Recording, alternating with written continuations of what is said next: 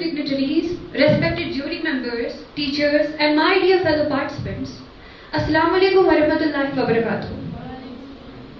My name is Anisha Ijaz from Rainbow International Educational Institute, Chopiran, and today I am here to talk about an important topic that directly affects our future, and that's Indian Energy Basket 2047, the prospectus and the challenge.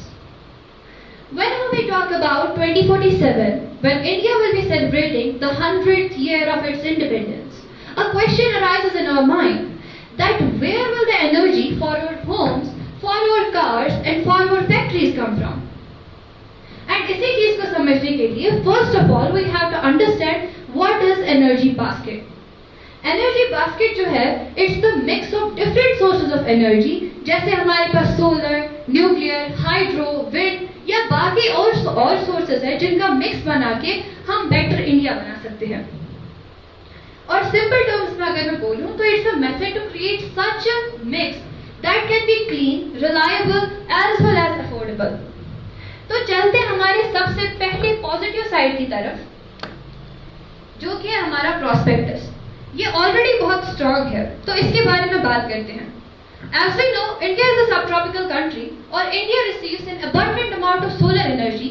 So that's why India में solar energy और wind energy का जो potential है वो बहुत ज़्यादा high है, जिसकी मदद से solar energy और wind energy जो है हमारे energy basket का एक बहुत ही important part बन सकता है.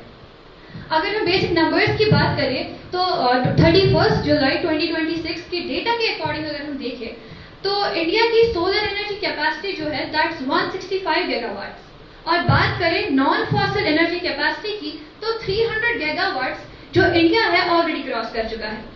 इसके अलावा हमारे पास आजकल एक बहुत ही ज़्यादा एक बेनिफिट वाली टेक्नोलॉजी है दैट्स ग्रीन हाइड्रोजन. ये एक ऐसी टेक्नोलॉजी आई है हमारे पास जिसको हम बड़ी बड़ी हैवी इंडस्ट्रीज में यूज कर सकते हैं, जैसे हमारे पास स्टील प्लांट्स है या फर्टिलाइजर फैक्ट्रीज है, और ये वहाँ पे हमें एक क्लीन फ्यूल दे सकता है. इसके अलावा अगर हम देखें इंडिया का टारगेट जो है 2030 तक around 5 million metric ton per annum बनाने का है इस ग्रीन हाइड्रोजन को. और बात करें सोलर एनर्जी और बाकी सारी एनर्जीज की स्टोरेज की तो इंडिया में बैटरी स्टोरेज का सिस्टम जो है वो काफी हद तक जो है इम्प्रूव हो रहा है, जिससे हमारा सस्टेनेबल एनर्जी का जो एक गोल है हम अचीव कर पाएंगे. तो अब हमारे इंडिया के पास सनलाइट भी है, विंड भी है, टेक्नोलॉजी भी है, सबसे बड़ी चीज हमारे पास इनोवेशन का पोटेंशियल भी है. बस इन चीजों को हमें एक बेटर वे में यूज करने का ये तरीका ढूंढना है. लेकिन वी ऑल नो कि डेवलपमेंट के साथ साथ हमें हमेशा चैलेंज का भी सामना करना पड़ता है. Same as the case with here, अगर हम चाहते हैं कि इंडिया में डेवलपमेंट आए उसके लिए हमें पहले बहुत सारे चैलेंज को फेस करना पड़ेगा. सबसे बड़ी जो प्रॉब्लम है दैट्स वेदर डिपेंडेंसी. अगर हम देखेंगे कि सनलाइट जो है रोज सेम नहीं होती है, विंड हमेशा कांस्टेंट स्पीड के साथ नहीं चलती, और यहाँ पे इंडिया में जो है वेदर भी कॉन्स्टेंटली चेंज होता रहता है. इसीलिए इसकी वजह से जो है हमारा ये फैक्टर जो है डायरेक्टली हमारा जो एनर्जी आउटपुट है उसको बैडली अफेक्ट कर सकता है. इसीलिए हमारे पास स्टोरेज और स्ट्रॉन्ग ग्रिड सिस्टम होनी चाहिए. दूसरी प्रॉब्लम हमारी कोल डिपेंडेंसी पे है. अगर हम देखेंगे कि इंडिया जो है इधर की पॉपुलेशन जो है विद डेज ही इंक्रीज हो रही है, जिसकी वजह से जो हमारी एनर्जी की डिमांड है that's also going on increase. तो उस चीज को हम देखते हुए जो बहुत सारे लोग इंडिया में है they are still dependent on coal, because industrial growth के लिए भी कोल जो है एक चीप और एक एफिशिएंट उनके लिए रिसोर्स माना जाता है. इसीलिए जो ट्रांजिशन है from coal to any cleaner fuel that should be gradual, it should not be sudden. The third problem that we are facing is high cost and lithium imports. We know batteries को form करने के लिए batteries की manufacturing में हमें lithium जरूरत लगता है, और कुछ ऐसे रेयर और क्रिटिकल मिनरल्स भी हमें जरूरत लगते हैं जो कि जिनके लिए हमारा देश, हमारा इंडिया जो है बाकी कंट्रीज पर डिपेंडेंट है, क्योंकि इंडिया में उन सारी चीजों की स्कार्सिटी है.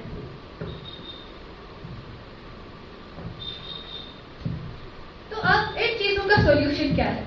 सबसे पहले हम बात कर सकते हैं स्मार्ट ग्रिड सिस्टम की. ये AI एनाबल्ड डिजिटल नेटवर्क होगा और हमारे पास स्मार्ट मीटर्स होंगे जो कि ऑटोमेटिकली डिटेक्ट कर सकते हैं कि किस एरिया में हमें ज्यादा इलेक्ट्रिसिटी की नीड है और किस एरिया में हम जो एनर्जी सप्लाई है वो डाइवर्ट कर सकते हैं.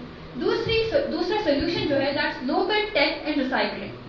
देखिए, सिर्फ पैनल्स और बैटरीज को इंपोर्ट करना it's not a long term solution, right? तो इस प्रॉब्लम को ओवरकम करने के लिए हमें एक आत्मनिर्भर देश बनकर इंडिया में ही क्या है कि कुछ मैन्युफैक्चरिंग यूनिट्स को बनाना होगा और ज़्यादा से ज़्यादा रिसाइकलिंग पे फोकस करना होगा।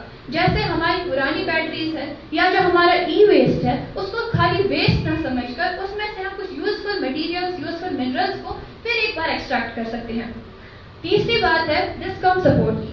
वही जो डिस्कॉम कंपनीज यानी कि डिस्ट्रीब्यूशन कंपनीज, ये वो कंपनीज होती है that are responsible for the distribution, the transmission of electricity, और यही वो कंपनीज है जो हमारे घरों तक इलेक्ट्रिसिटी को पहुंचाती है।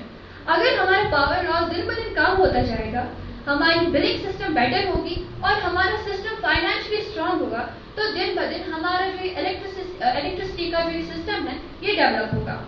तो मेरा आप सबसे अब यही सवाल है कि 2047 का आइडियल एनर्जी बास्केट कैसा होना चाहिए?